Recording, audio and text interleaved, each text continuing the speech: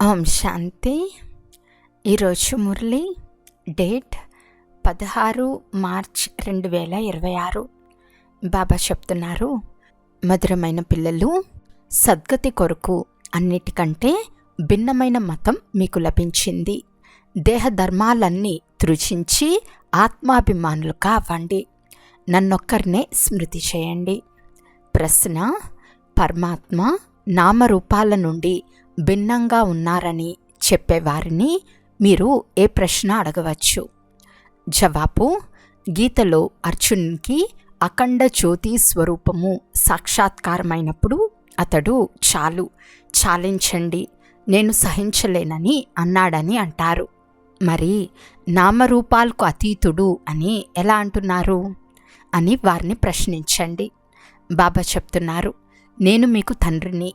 తండ్రి రూపాన్ని చూసి పిల్లలు సంతోషిస్తారు, కానీ సహనం చేయలేనని ఎలా అనగలడు? పాట: మీ ద్వారంలో నిల్చున్నాను. ఓం శాంతి. మేము నిరుపేదలుగా అయ్యామని భక్తులు అంటారు. ఓ బాబా, మా అందరి జోలెను నింపండి అని జన్మ జన్మలుగా భక్తులు పాడుతూ ఉంటారు. సత్యుగంలో భక్తి ఉండదు. అక్కడ పావన దేవీ దేవతలు ఉంటారు. భక్తులను దేవతలని ఎప్పుడూ అనరు. ఎవరైతే స్వర్గవాసులైనా దేవీ దేవతలుగా ఉంటారో వారే మళ్ళీ పునర్జన్మలు తీసుకుంటూ నరకవాసులుగా, పూచారులుగా, భక్తులుగా, నిరుపేదలుగా అవుతారు. తండ్రి కూర్చుని పిల్లలకు అర్థం చేయిస్తున్నారు. తండ్రిని గురించి ఒక్క మనిషికి కూడా తెలియదు. తండ్రి వచ్చినప్పుడే తన పరిచయాన్ని ఇస్తారు. భగవంతుణ్ణే తండ్రి అని అంటారు. అందరి భక్తులకు భగవంతుడు ఒక్కరే. మిగిలిన వారందరూ భక్తులే. చర్చ్కి మొదలైన వాటికి వెళ్తున్నారు అంటే వారు తప్పకుండా భక్తులే కదా. ఈ సమయంలో అందరూ పతిత తమో ప్రధానంగా ఉన్నారు. అందుకే అందరూ పతిత పావన రండి అని పిలుస్తారు. ఓ బాబా, భక్తులైన మా చోలెను నింపండి అని వేడుకుంటారు. భక్తులు ధనం కొరకు భగవంతుణ్ణి వేడుకుంటారు. పిల్లలైన మీరు ఏం కోరుకుంటారు? బాబా, మమ్మల్ని స్వర్గానికి అధికారులుగా తయారు చేయండి అని పిల్లలైన మీరు కోరతారు. అక్కడ లెక్కలేనంత ధనం ఉంటుంది. వజ్ర వైడూర్యాలతో చేయబడిన మహల్లుంటాయి. ఇప్పుడు మేము భగవంతుని ద్వారా రాజ్య పదవిని వారసత్వంగా పొందుతున్నాము అని మీకు తెలుసు. ఇది సత్యమైన గీత, అది గీత కాదు. ఆ పుస్తకాలు మొదలైనవి భక్తి మార్గం కొరకు తయారు చేయబడినవి. వారికి భగవంతుడు జ్ఞానాన్ని ఇవ్వలేదు. భగవంతుడు ఈ సమయంలో నరుడి నుండి నారాయణునిగా తయారు చేసేందుకు రాజయోగాన్ని నేర్పిస్తున్నారు. రాజు జతలో ప్రజలు కూడా తప్పకుండా ఉంటారు. కేవలం లక్ష్మీనారాయణులు మాత్రమే తయారవ్వరు. పూర్తి రాజధాని అంతా తయారవుతుంది. ఇప్పుడు పిల్లలైన మీకు భగవంతుడంటే ఎవరో తెలుసు. ఇతర మనుషులెవ్వరికీ తెలియదు. తండ్రి అంటున్నారు, మీరు ఓ గాడ్ ఫాదర్ అని అంటారు కదా. అయితే మీ గాడ్ ఫాదర్ నామము, రూపము, కాలము ఏవో చెప్పండి. భగవంతుడు అంటే ఎవరో వారికి తెలియదు. వారి రచన గురించి కూడా తెలియదు. తండ్రి వచ్చి చెప్తున్నారు, నేను కల్పం యొక్క సంగం యుగంలో వస్తాను. పూర్తి రచన యొక్క ఆది మధ్యాంతాల రహస్యాన్ని గురించి రచయితైన నేనే వచ్చి తెలిపిస్తాను. కొంతమంది వారు నామరూపాల నుండి భిన్నమైన వారని, వారు రారని అంటారు. కానీ బాబా ఇప్పుడు వచ్చి ఉన్నారని మీకు తెలుసు.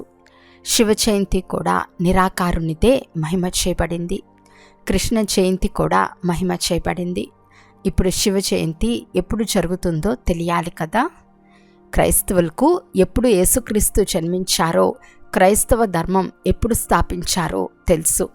ఇది భారతదేశానికి సంబంధించిన విషయము. భగవంతుడు భారతీయుల జోలెను ఎప్పుడు నింపుతారు? భక్తులు, ఓ భగవంతుడా, జోలెను నింపండి, సద్గతినివ్వండి, మేము దుర్గతిలో ఉన్నాము, తమో ప్రధానంగా ఉన్నామని పిలుస్తూ ఉంటారు.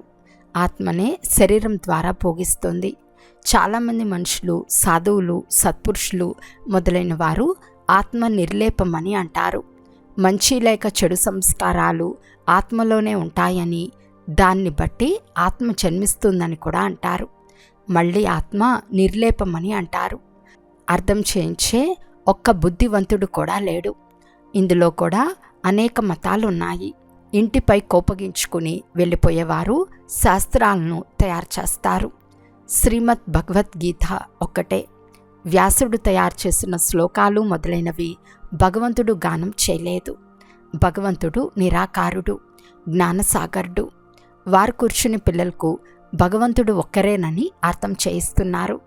భారతవాసులకు ఈ విషయం తెలియదు. భారతీయులు ఈశ్వరుని గతిమతి భిన్నమైందని కూడా గానం చేస్తారు. అయితే ఆ గతిమతి ఏది? ఈశ్వరుని గతిమతి భిన్నమైందని ఎవరన్నారు? ఆత్మ అంటుంది. సద్గతిని ఇచ్చేందుకు ఆయన ఇచ్చే మతంను శ్రీమతమని అంటారు. కల్పకల్పం వచ్చి మన్మనాభవ అని తెలుపుతున్నాను. దేహ ధర్మాలన్నింటినీ త్యాగం చేసి ఆత్మాభిమానులు కావండి. నన్నొక్కరినే స్మృతి చేయండి. ఇప్పుడు మీరు మనుషుల నుండి దేవతలు కావుతూ ఉన్నారు. ఈ రాజయోగం యొక్క లక్ష్యము లక్ష్మీనారాయణులు కావటం. చదువు ద్వారా ఎవరూ రాజులు కావరు. అటువంటి పాఠశాల ఏదీ లేదు. గీతలో మాత్రమే పిల్లలైన మీకు రాజయోగం నేర్పిస్తాను అని ఉంది. ఏ రాజు యొక్క రాజ్యం లేని సమయంలోనే వస్తాను. ఒక మనిషికి కూడా నన్ను గురించి తెలియదు. బాబా అంటున్నారు, పిల్లలైన మీరు తయారు చేసే పెద్ద లింగము అది నా రూపం కాదు. అంతేకాక పరమాత్మ అఖండ జ్యోతి రూపము తేజోమయుడని కూడా మనుషులు అంటారు. అర్జునుడు చూసి ఇక చాలు నేను సహించలేనని అన్నాడని అంటారు. తండ్రి రూపం చూసి పుత్రుడు సహించలేకపోవటం ఎక్కడైనా ఉందా? తన తండ్రిని చూసి పుత్రుడు సంతోషిస్తాడు కదా. తండ్రి అంటున్నారు, అది నా రూపం కాదు. నేను పరంపిత పరమాత్ముణ్ణు అనగా అత్యంత పైన ఉండే పరం ఆత్మ అనగా పరమాత్మను. పరమాత్మ మనిషి సృష్టికి బీజరూపమని కూడా మహిమ చేస్తారు. భక్తులు వారిని మహిమ చేస్తారు. సత్య త్రేతాయుగాలలో వారిని ఎవరూ మహిమ చేయరు. ఎందుకనగా అక్కడ సుఖమే ఉంటుంది. దుఃఖంలో అందరూ స్మరణ చేస్తారు. సుఖంలో ఎవరూ చేయరని గానం కూడా చేస్తారు. దీని అర్థం కూడా ఎవరికీ తెలియదు. చిలుక వలె అందరూ పలుకుతూ ఉంటారు. సుఖం ఎప్పుడు ఉంటుందో దుఃఖం ఎప్పుడు ఉంటుందో ఎవరికీ తెలియదు. ఇది భారతదేశపు విషయమే కదా. 5000 సంవత్సరముల క్రితం స్వర్గం ఉండేది. త్రేతాయుగంలో 2 కళలు తగ్గుతాయి. సత్య త్రేతాయుగాలలో దుఃఖం పేరే ఉండదు. దాని పేరే సుఖధామం. స్వర్గం అంటూనే నోరు తీయగా అవుతుంది. స్వర్గంలో దుఃఖం ఎలా వస్తుంది? అక్కడ కూడా కంసుడు, జరాసంధుడు మొదలైన వారు ఉండినారని అంటారు. కానీ అలా ఉండరు. భక్తులు తీవ్రమైన భక్తి చేసే సాక్షాత్కారాలు అవుతాయని భావిస్తారు. సాక్షాత్కారం అవుతే భగవంతుడు లభించినట్లు భావిస్తారు. లక్ష్మిని పూజించి ఆమె దర్శనమైతే తరించిపోయామని భావిస్తారు. అందులోనే సంతోషం పొందుతారు. కానీ అందులో ఏమీ లేదు. అల్పకాలపు సుఖం లభిస్తుంది. దర్శనం అవుతే సమాప్తమవుతుంది. ముక్తి జీవన్ముక్తికి పొందలేరు. ఏమీ లభించదు. బాబా సిడి చిత్రం ద్వారా అర్థం చేయిస్తున్నారు. భారతదేశం అత్యంత ఉన్నతంగా ఉండేది. భగవంతుడు కూడా అత్యంత ఉన్నతుడు. భారతదేశంలో ఈ లక్ష్మీనారాయణుడిది అత్యంత ఉన్నతమైన వారసత్వం. స్వర్గం ఉన్నప్పుడు సతో ప్రధానంగా ఉండేవారు. కలియుగ అంతిమంలో అందరూ తమో ప్రధానంగా అయిపోతారు. పూర్తిగా పతితం అయిపోయామని పిలుస్తారు. తండ్రి అంటున్నారు, నేను కల్పం యొక్క సంగం యుగంలో మీకు రాజయోగం నేర్పించేందుకు వస్తాను. నేను ఎవరో ఎలా ఉంటానో యథార్థంగా ఎవరికీ తెలియదు. మీలో కూడా నెంబర్ వార్ పురుషార్థానుసారం తెలుసు. సిడి చిత్రం చూపించాలి. ఇది భారతదేశపు నిచ్చెన. సత్యుగంలో దేవీ దేవతలు ఉండేవారు. 5000 సంవత్సరాల క్రితం భారతదేశం ఇలా ఉండేది. శాస్త్రాలలో కల్పము అనగా లక్షల సంవత్సరాలని రాసేశారు. తండ్రి అంటున్నారు, లక్షల సంవత్సరాలు కాదు, కల్పము అనగా 5000 సంవత్సరాలు. సత్యత్రేతాలను కొత్త ప్రపంచమని, ద్వాపర కలియుగాలను పాత ప్రపంచమని అంటారు. సగం సగం ఉంటుంది కదా. నూతన ప్రపంచంలో భారతవాసులైన మీరు ఉండేవారు. తండ్రి అర్థం చేయిస్తున్నారు. మధురమైన పిల్లలు, ఇప్పుడు మీకు మీ జన్మలు తెలుసు. నిషానికి రథం మొదలైనవేవీ లేవు. కృష్ణుడు సత్యుగ రాకుమారుడు. కృష్ణుణ్ణి ఆ సత్యమైన రూపాన్ని దివ్య దృష్టితో తప్ప చూడలేరు. ఇతడు చైతన్య రూపంతో సత్యుగంలో ఉండేవాడు. తర్వాత ఎప్పుడూ ఆ రూపం లభించదు. నామరూప దేశ కాలాలు మారిపోతాయి. 84 జన్మలలో 84 మాతాపితలు లభిస్తారు. భిన్న భిన్న నామరూపాలు, కర్తవ్యాలు ఉంటాయి.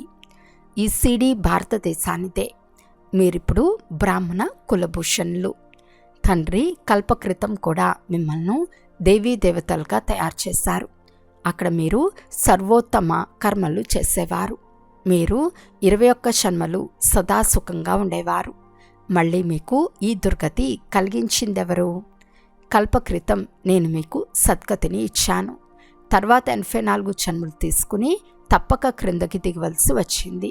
సూర్యవంశంలో 8 జన్మలు, చంద్రవంశంలో 12 జన్మలు. ఆ తర్వాత క్రిందకు దిగుతూ వచ్చారు. మీరే పూజ్య దేవతలుగా ఉండేవారు. మీరే పతిత పూజారులుగా అయ్యారు. ఇప్పుడు భారతదేశం నిరుపేదగా అయ్యింది. భగవాను వాచ మీరు 100% సంపన్నంగా, సదా ఆరోగ్యంగా, సదా ధనవంతంగా ఉండేవారు. రోగము దుఃఖము అను మాటే లేదు. సుఖధామం ఉండేది. దాన్ని భగవంతుని తోట అని అంటారు. భగవంతుడు తన తోటను స్థాపన చేశారు. ఎప్పుడైతే దేవీ దేవతలుగా ఉండేవారో వారే ఇప్పుడు ముళ్ళగా తయారయ్యారు. ఇప్పుడు అడవిగా తయారైంది. అడవిలో ముళ్ళు గుచ్చుకుంటాయి. తండ్రి అంటున్నారు, కామం మహాశత్రువు, దీనిపై విషయం పొందండి. ఇది మీకు ఆది మధ్య అంతాలు దుఃఖమిచ్చింది. ఒకరిపై ఒకరు కామకట్కం ఉపయోగించటం చాలా పెద్ద పాపం.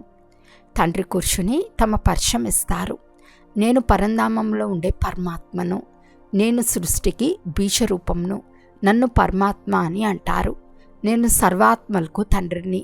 ఆత్మలన్నీ తండ్రిని ఓ పరంపిత పరమాత్మ అని పిలుస్తాయి. ఆత్మలైన మీరు ఎలాగైతే నక్షత్ర రూపంలో ఉన్నారో పరమాత్మ అయిన బాబా కూడా ఒక నక్షత్రమే. మీకంటే చిన్నది కాదు, పెద్దది కాదు.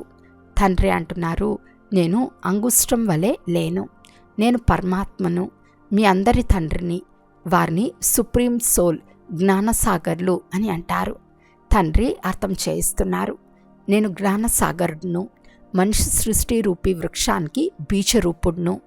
నన్ను భక్తులు సచ్చిదానంద స్వరూపం, జ్ఞానసాగర్లు, సుఖసాగర్లు అని మహిమ చేస్తారు. నామరూప దేశ కాలములు లేకుంటే ఎవరిని పిలుస్తారు? సాధు సత్పురుషులు మొదలైన వారందరూ మీకు భక్తి మార్గంలోని శాస్త్రాలు వినిపిస్తూ వచ్చారు. నేను వచ్చి మీకు రాజయోగంను నేర్పుతాను. తండ్రి అర్థం చేయిస్తున్నారు, జ్ఞానసాగరుడినైన నన్ను పతిత పావనుడు అని అంటారు. మీరు కూడా మాస్టర్ జ్ఞానసాగరులుగా అవుతారు. జ్ఞానం ద్వారా సద్గతి లభిస్తుంది. భారతదేశంలో ఒక్క తండ్రి మాత్రమే సద్గతిని ఇస్తారు. సర్వుల సద్గతి దాత ఒక్కరు మాత్రమే. అందరికీ దుర్గతిని ఇచ్చేది ఎవరు? రావణుడు. ఇప్పుడు మీకు ఇదంతా ఎవరు తెలుపుతున్నారు? పరమాత్మ. ఆత్మ నక్షత్రం వలె అతి సూక్ష్మమైనది. పరమాత్మ కూడా డ్రామాలో పాత్రను అభినయిస్తారు. క్రియేటర్, డైరెక్టరే కాక ముఖ్య యాక్టర్ కూడా వారే. తండ్రి అర్థం చేయిస్తున్నారు, వారు అత్యంత ఉన్నతమైన పాత్ర చేయువారు. భగవంతుడు అత్యంత ఉన్నతమైన వారు. వారితోనే ఆత్మలమైన మనమంతా ఉంటాము. పరమాత్మ అందరినీ పంపేవారని కూడా అంటారు. ఇది కూడా అర్థం చేసుకునే విషయం. ఇది అనాదిగా తయారైన డ్రామా. తండ్రి అంటున్నారు, నన్ను జ్ఞానసాగరుడు అని మొత్తం సృష్టి ఆది మధ్యాంతాలు తెలిసిన వారని అంటారు. ఇప్పుడు ఏ శాస్త్రాలు మొదలైనవి చదువుతున్నారో అవన్నీ తండ్రికి తెలుసు. తండ్రి అంటున్నారు, నేను ప్రజాపిత బ్రహ్మ ద్వారా వచ్చి సర్వశాస్త్రాల సారాన్ని తెలిపిస్తాను. విష్ణు నాభి నుండి బ్రహ్మ వచ్చినట్లు చూపిస్తారు. ఎక్కడికి వచ్చారు?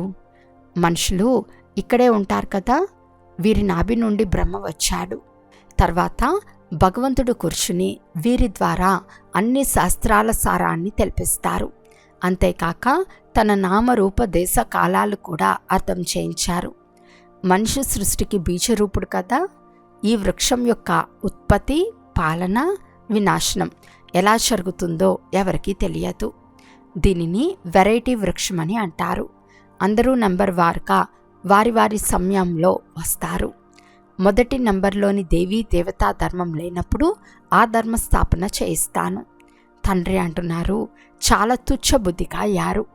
దేవతల పూజ, లక్ష్మీనారాయణల పూజ చేస్తారు.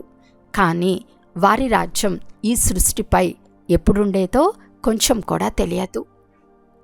ఇప్పుడు భారతదేశంలో ఆ దేవీ దేవతా ధర్మమే లేదు. కేవలం చిత్రాలు మాత్రం ఉన్నాయి.